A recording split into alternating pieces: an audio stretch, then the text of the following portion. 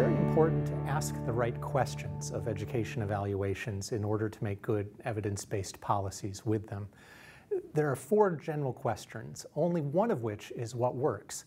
Of course, that question, which I also call the causal question, is exceedingly important.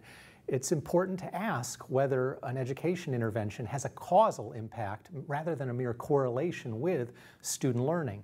And there are very good ways to answer this question, which aren't always used. The very best of these is to implement a randomized controlled trial, or an RCT, in which students or even entire schools are randomly assigned, as in a flip of a coin, to either receive the intervention or to not receive it and serve as a control group. If randomized controls trials can't be implemented, then a good alternative is a regression discontinuity design in which the intervention is assigned on the basis of a single variable like poverty or a test score, as well as a cutoff above which or below which you either receive or do not receive the intervention. If you can't implement a regression discontinuity design, then it's still possible to implement a high-quality evaluation if there's very good longitudinal data over time on the test scores of students or schools. And I refer to this as a longitudinal quasi-experiment in the class reading. In addition to that what works question, however, it's important to continue asking additional questions of education evaluations in order to use them to make decisions. A second important question is the process question. How does it work? If we don't ask this question, the results of an education evaluation remain a black box, and we don't really know which components were most important in contributing to the effect on learning or the lack thereof. And so it's harder to use that evaluation to implement newer versions or modified versions of the intervention in new contexts.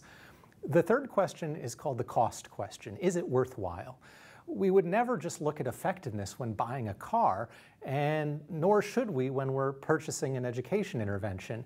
It's important not just to ask which is most effective, but which is the most cost-effective, which yields the most learning for a given cost, or conversely, which yields a given amount of learning for the least cost. The fourth important question is the generalizability question.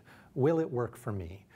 It's very common when you have data from education evaluations that the data aren't from your country or even your local school context, and yet you still need to use that information to make important decisions.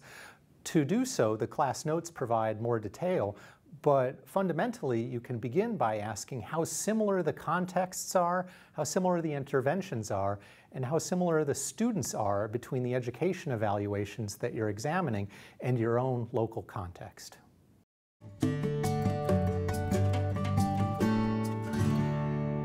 There are 3 broad lessons from high-quality education evaluations that have been conducted so far in developing countries, including Latin America. The first is that many interventions can indeed improve enrollment, attendance, and overall grade attainment in schools. These include especially the very large number of conditional cash transfer plans that have been implemented in Latin America and other countries, as well as deworming and free school meals.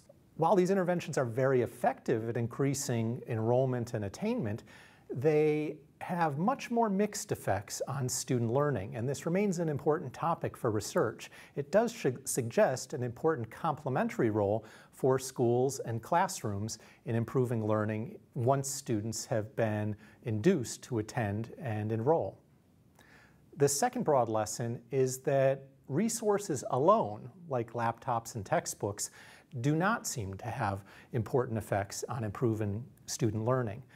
That said, there is mounting evidence that these resources, when provided in concert with a well-articulated strategy for improving the quantity and quality of classroom instruction, can improve student learning. However, there are definitely no silver bullets at this point, and this is an active research agenda throughout the world, especially in Latin America. The third broad lesson is that in general, incentives matter for both teachers and students. That is, incentives to improve learning. Performance pay provided to teachers can improve test scores. There's good evidence on this from India especially, but with concerns about gaming or strategic behavior on the part of teachers, as shown in another evaluation in Kenya. There is some evidence that merit-linked student payments can improve test scores, also with some concerns about gaming, like student cheating. This literature is still small, though, and we have a very poor idea of how incentive interventions may interact with other school and teacher interventions. So once again, there are no silver bullets, and this is a very active research agenda in Latin America.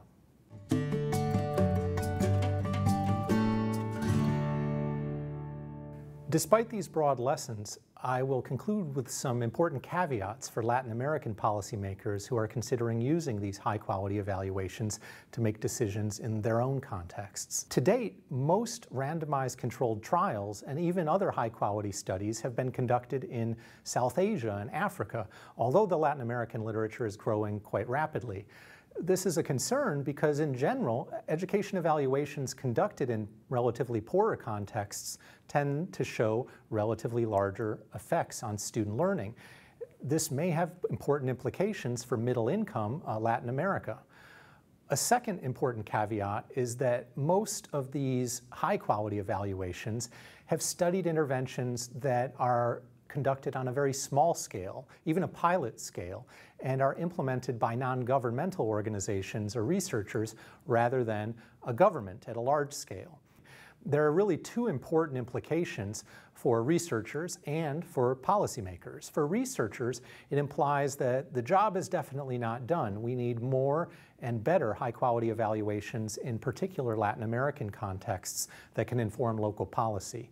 And second, for policymakers, it implies the need to conduct very careful case-by-case assessments of a piece of research in order to judge for oneself whether it answers the generalizability question. Will it work for me?